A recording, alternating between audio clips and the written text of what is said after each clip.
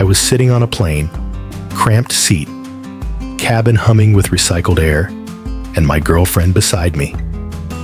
We'd been dating a while. She's 21, bright, funny, a senior in college, the kind of person you expect to know certain things. And in that moment, I was just flipping through one of those free airline magazines.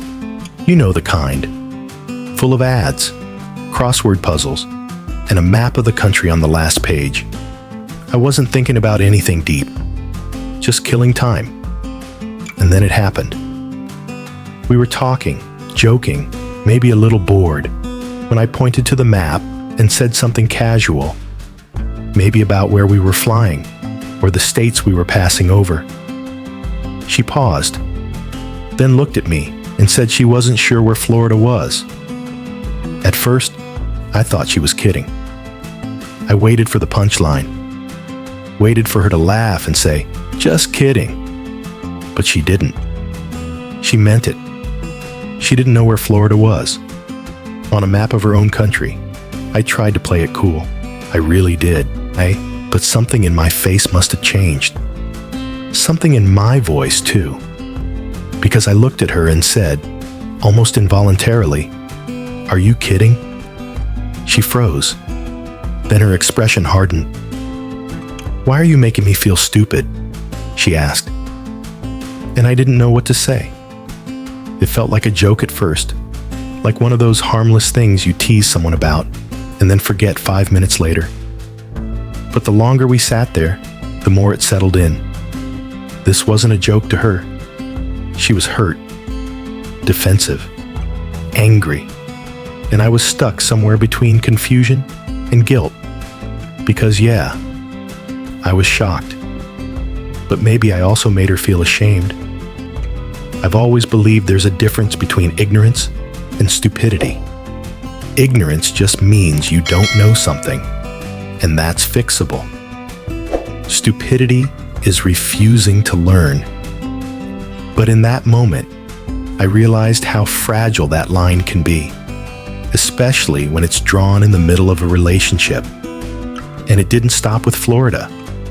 As the conversation went on, gently, cautiously, I realized she couldn't point out Australia either.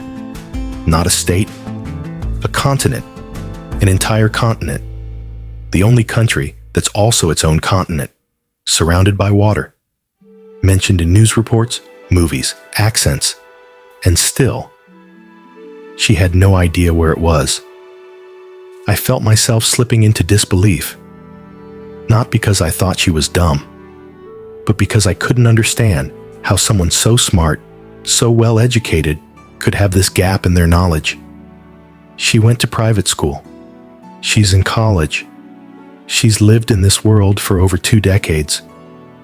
And she couldn't find Florida or Australia. I didn't laugh. I didn't mock her. But I didn't hide my shock either. And maybe that was enough. Maybe that small moment of visible disbelief was the thing that cracked her pride open. Because she shut down. She crossed her arms, looked away, and said I was making her feel small. That's when the guilt hit me, not because I thought I was wrong, but because I realized how easy it is to hurt someone you care about without even trying. I wasn't trying to be cruel. I just didn't understand. And maybe that was the problem. She's not stupid. She's not lazy. She's not even uninterested in the world. She just never learned. Maybe her schools didn't teach geography. Maybe no one ever showed her how maps work. Maybe, in a world of GPS and voice navigation, she never needed to care. Or maybe it's something deeper. Maybe she's always felt insecure about this and never said anything until now. But the truth is, I wasn't just shocked. I was disappointed. Not in her, not really, but in the way we let people get through life without basic knowledge about the world they live in. How do you graduate high school, get into college, and still not know where one of the most iconic states in your country is, or where a continent like Australia sits on a globe.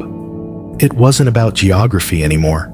It was about awareness, curiosity, the willingness to ask questions and seek answers.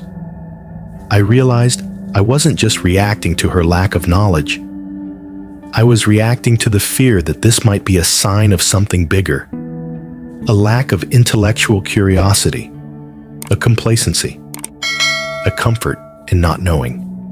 And that scared me, because I want to be with someone who's curious, someone who notices the world, someone who, when they don't know something, wants to find out. I didn't tell her that, of course. I just sat there, silent, staring at the back of that airline magazine like it held all the answers.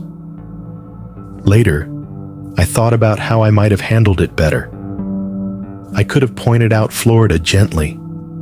I could have pulled up a map and showed her where Australia was, like a partner, not a critic. I could have turned the moment into something playful, something connective, instead of letting my shock turn into distance.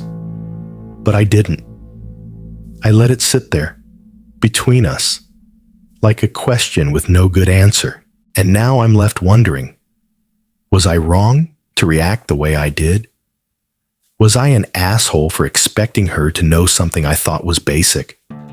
Or was it a wake-up call for both of us? So, am I the asshole?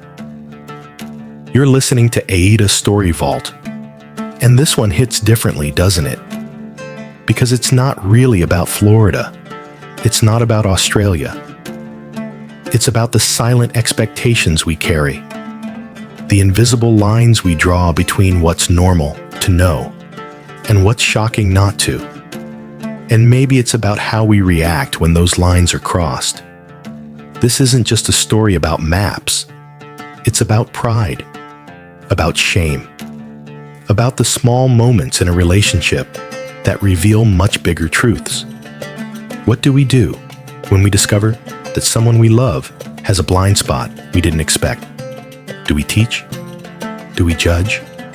Do we walk away? To the person who shared this story, you weren't cruel, but you were human.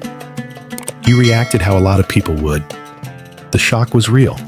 The disappointment was real, but so was her hurt. And to anyone listening, maybe this is the moment to ask yourself, what gaps do you carry? What things might someone be shocked you don't know? Because we all have them. So here's your reflection.